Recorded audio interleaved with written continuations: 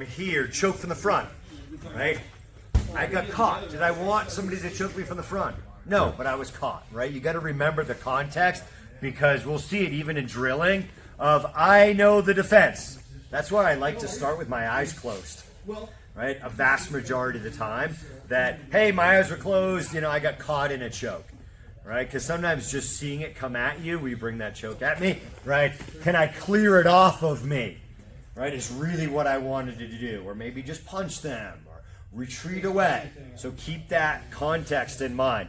The defense, choke from the front, two-handed pluck, the danger's right there, right? Those thumbs coming into me.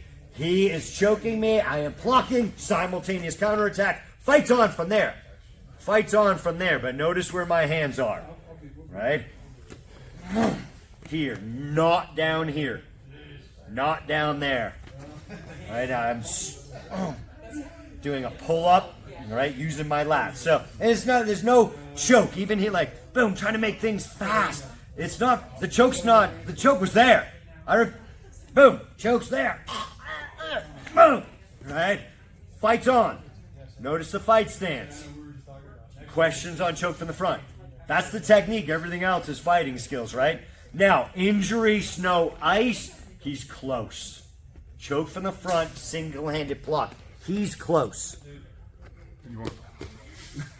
Uncomfortably close. He took out his hearing aids, just FYI. Here, right? A knee strike's not going to work. He's going to bash me in the head when I knee strike him here, right?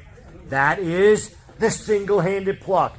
Notice how that elbow, all right, is staying in close to my body, and I'm dipping the shoulder, right? One hand is plucking, boom, the other hand is dipping or doing a U, palm strike. Boom. The next best thing to do after that is come into your wall, monitor hands, right? Whatever you're going to do. I've got an underhook here. Generally, the hardest thing here is the dip. Boom, here.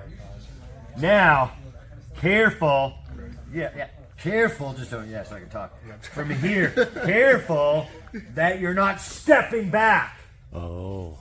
That can be another common issue with this one. I want to get into a fight stance, but I might miss, right? Because you might, there's those gray zones. Ooh, is it a two-handed pluck or a single-handed pluck? Mm-hmm. Sometimes it's better to be safe than sorry. When in doubt, here. But if I was a little in doubt and I miss, like even that is like not much energy going through him. Watch where the energy is going through him when I'm here. Notice how far I took his head back on that. If I step back, we would have lost 6 inches, 8 inches from that step going back. That's another common error on choke from the front, single-handed pluck. And don't forget, there's that ground fighting technique, single-handed pluck, choke from the side.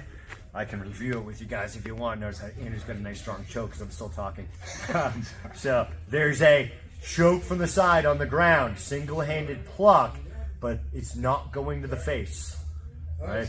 Pay attention. It's going to the stomach when you see that technique. Right? A lot of people from this technique we just did will go to the face. It's going to the body. On choke from the side on the ground, single-handed pluck technique. It's going to the stomach to make space. Choke from the side, right? I'm starting to use combatives from the side. And turning into the fight, using those combatives. So there's a good degree of, tools in the toolbox after this when we're practicing it. But the technique is reach up, not here. Reach up and pass, rip and hit. Boom. An elbow is a great thing to do there. And hammers. But you might also have somebody that right here, boom, retreated away. Boom, right here, retreated away. And you're like, boom, all right, good. And I use my tool as a sidekick to create even more distance because they were going away from me. We don't know what they're going to do, and they're certainly probably not just standing there. That's just somebody's new, and we're starting slow and steady. As we go up, we want to add a little bit of light resistance, then more and more on every technique.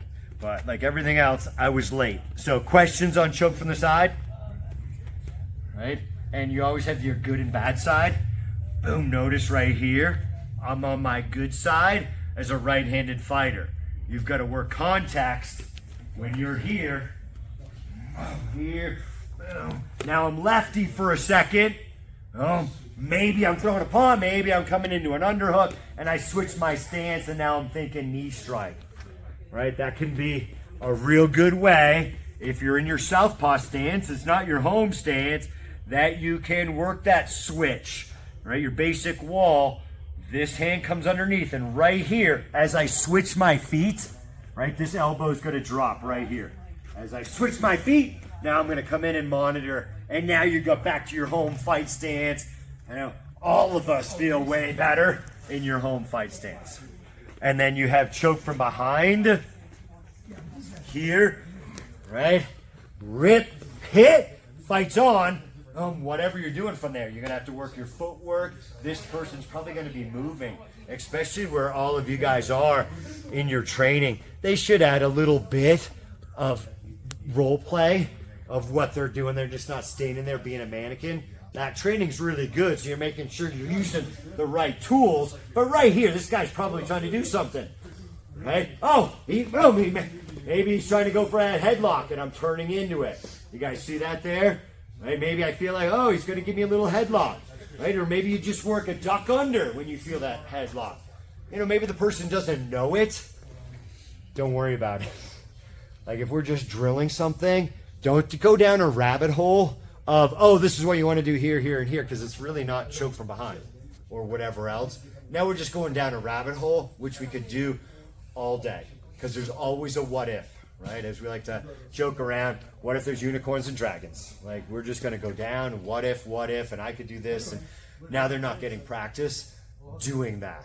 And as I was saying to the Peaceful Warrior class today, remember what you did in your last belt is no longer acceptable. And going for the next belt, what I did is not acceptable. I've got to refine, and don't get stuck in a funk of I've got this. I always think, I've got to get better at this. I can get rusty at it. Where am I at? And just because you passed choke from behind in a level doesn't mean you're a black belt level for that technique. Always continue to refine those things and not get stuck in what we accepted at a beginner. Like, that's a yellow belt choke from behind. That's a red belt choke from behind, et cetera, et cetera. All right, guys, 1, 2, and 2.